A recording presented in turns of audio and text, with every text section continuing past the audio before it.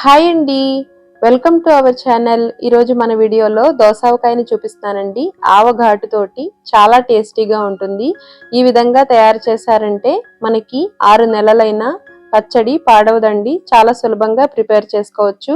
వేడివేడి అన్నంలోకి దోసకాయని వేసుకుని కలుపుకొని తింటే చాలా బాగుంటుంది. పిల్లలు కూడా చాలా ఇష్టంగా తింటారు. ఈ విధంగా రెడీ చేసుకున్న దోసకాయని గాజు సీసాలో స్టోర్ చేసుకుంటే మనకి ఎక్కువ కాలం నిల్వ ఉంటుందండి. ముందుగా దోసకాయని ఏ విధంగా ప్రిపేర్ చేసుకోవాలో చూద్దాము. దోసకాయలు 2 తీసుకున్నానండి. వీటిని శుభ్రంగా కడిగి ఎటువంటి తడి లేకుండా ఆరబెట్టుకోవాలి. ఆ తర్వాత ఈ విధంగా ముక్కలుగా కట్ చేసుకోవాలండి. దోసకాయని కట్ చేసే ముందు రుచి చూసి కట్ చేసుకోవాలండి. కొన్ని దోసకాయలు చేదుగా ఉంటాయి. ఆవ కోసం ఆవాలని ఎండలో ఎండబెట్టుకుని చల్లారిన తర్వాత పావు గ్లాస్ తీసుకుని మిక్సీ జార్లోకి వేసుకుని మెత్తగా మిక్సీ చేసుకోవాలి.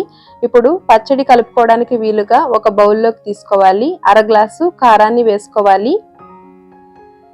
ఇప్పుడు పావు గ్లాసు సాల్ట్ని వేసుకోవాలండి. సాల్ట్ తగ్గించి వేసుకోవాలండి. 3వ రోజు కలిపినప్పుడు చూసి వేసుకోవచ్చు. ఇప్పుడు అర స్పూను పసుపుని వేసుకుని బాగా కలిసేలాగా ఈ గుండలన్నింటినీ కలుపుకోవాలి. దోసకాయ గట్టిగా ఉండేలాగా చూసుకోవాలండి. అప్పుడే పచ్చడి నిల్వ ఉంటుంది. ఇప్పుడు ఈ దోసకాయ ముక్కల్ని కొలిచి తీసుకోవాలి.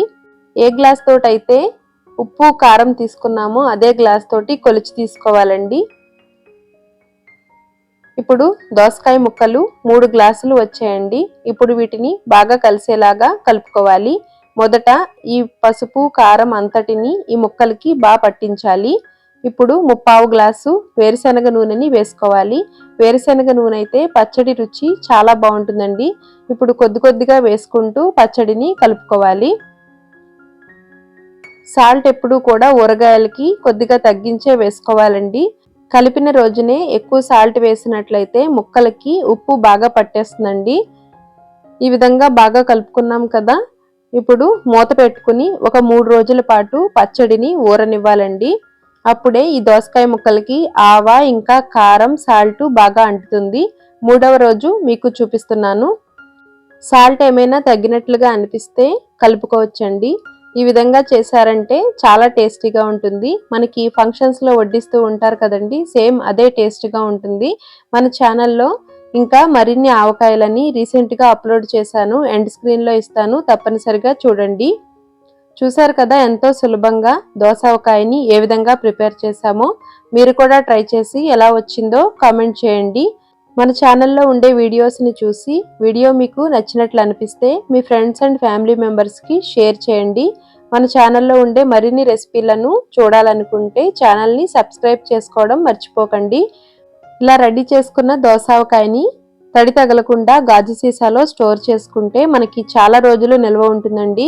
సాల్ట్ కారం కరెక్ట్గా సరిపోతే ఎటువంటి ఊరగాయ అయినా పాడవదండి. చాలా రోజులు నిల్వ ఉంటుంది. వేడి అన్నంలోకి కలుపుకొని తింటే చాలా అద్భుతంగా ఉంటుందండి. మీరు కూడా ట్రై చేసి తప్పకుండా కామెంట్ చేయండి. వీడియో మీకు ఎలా అనిపించిందో కామెంట్ చేసి లైక్ చేయండి. Thank you.